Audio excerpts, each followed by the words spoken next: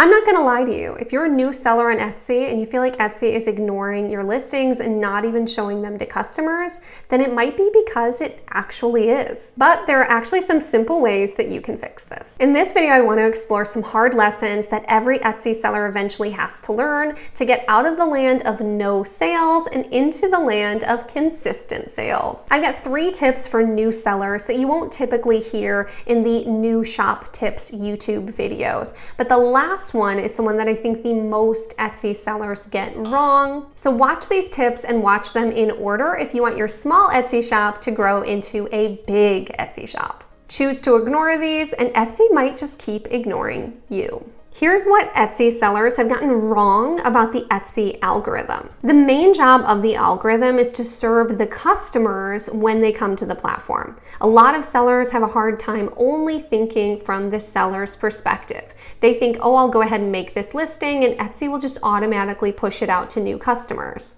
Etsy does give you a small boost in the beginning to better understand how customers are going to interact with your listings. But for the most part, they don't get pushed out to customers. They actually get pulled in from customers based on how they interact with your listings. So really, it's the customer, by favoriting your item, adding it to their cart, and buying, that actually summons the Etsy algorithm to start showing your listing to more customers. But if that's the case, then how can you make sure that your listings are the ones that come up when customers type in different keywords on Etsy for what they're looking for? The most important signal to Etsy is when someone is looking through the search results, scrolling through all of the different options on their phone, and then they stop and choose to click on your listing over all of the other ones around it. So make sure that you have a design that is easy to read from the tiny thumbnail on someone's phone, and that it stands out in the search results compared to everything else that's around it, to give them a reason to click on your listing instead of someone else's. Because it's important to remember that now more than ever, shoppers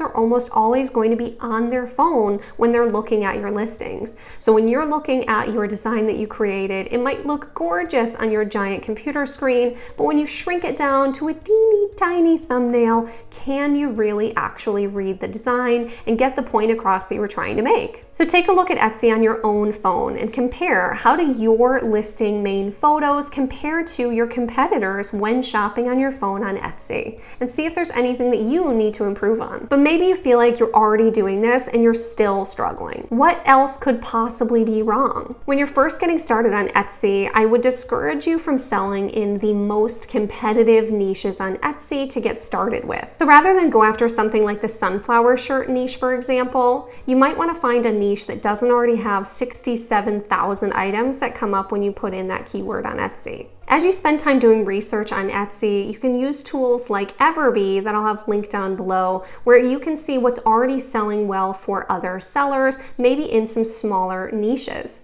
And find ones like dental hygienist shirts that have only 7,000 results when you type that into the search bar. Spend some time looking at what the customer would see if they searched for that keyword on Etsy, and see where you can add value to that page to get people to click your listing instead, because that's where the real opportunity is. At the end of the day, being successful on Etsy is going to come down to how well your designs and listings stack up against the competition in the niches that you're selling in. It would be nice if your designs could compete and be on the first page of every single niche that you try to sell in, but that's just not how it always works. Unless you're adding immense value in a big niche, then you just aren't going to get the traction that you're looking for. As a new Etsy seller, you want to make sure that you are being really thoughtful and strategic about what niches that you're selling in, and make sure that you are standing out and adding value every time that you make a design. Now, if you want to make sure that your main image photo looks great when your customers are scrolling through Etsy, then I've got this next video for you right here. Are you making these mock-up mistakes?